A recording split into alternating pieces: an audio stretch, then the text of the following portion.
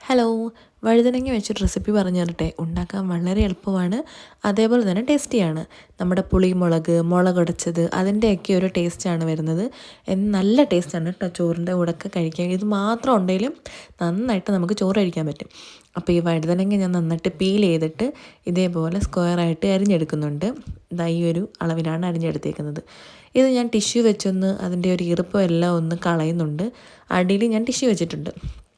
ശേഷം ഈ എണ്ണ ഒഴിച്ച് എണ്ണ ചൂടായിട്ട് ജസ്റ്റ് ഒന്ന് വറുത്തെടുക്കുക, എല്ലാം ഒന്ന് വറുത്തെടുക്കുക. ഈ വറുത്തെടുക്കുന്നതേ ഉള്ളൂ മെയിനായിട്ടൊരു ഇച്ചിരി പാട് വരുന്നത്. പിന്നെ ഒരു വശം ഒന്ന് മൂത്ത് കഴിയുമ്പോഴത്തേക്ക് തിരിച്ച് മറിച്ച് വിട്ട് ഈ ഒരു ബ്രൗണിഷ് കളറാകുന്നത് വരെ ഒന്ന് വറുത്തെടുക്കുക. അതിനുശേഷം കോരി ഒരു പാത്രത്തിലേക്ക് മാറ്റിയിടുക. ഇത്രയുമാണ് എനിക്ക് കിട്ടിയിട്ടുള്ളത്. ഇതിനകത്തേക്ക് വേണ്ടത് നമ്മുടെ വെളുത്തുള്ളി പേസ്റ്റ്. ഇത്രയും വെളുത്തുള്ളി പേസ്റ്റ്, ഇത് ചില്ലി പേസ്റ്റാണ്. നമുക്ക് ചില്ലി ഫ്ലേക്സ് ഇടാം, മുളക് പൊടി ഇടാം. ഇപ്പം ഇതുണ്ട് എൻ്റെ ഇരിക്കുന്ന ചില്ലി പേസ്റ്റാണ്. അപ്പോൾ ഇതാണ് ടേസ്റ്റ് കൂടുതൽ, അപ്പോൾ ഞാൻ ഇത് ഒഴിച്ചു. ഇത് നാരങ്ങ നീരാണ്. പിന്നെ ആവശ്യത്തിന് ഉപ്പ്. ഇത്രയും മാത്രമേ ഉള്ളൂ. അതിനുശേഷം നന്നായിട്ട് മിക്സ് ചെയ്യുക.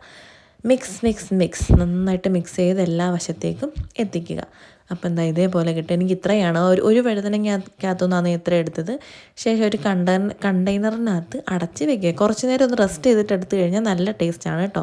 ഫ്രിഡ്ജിൽ വെച്ചിരുന്ന ഒരു 2-3 ദിവസം വരെയും നിൽക്കും.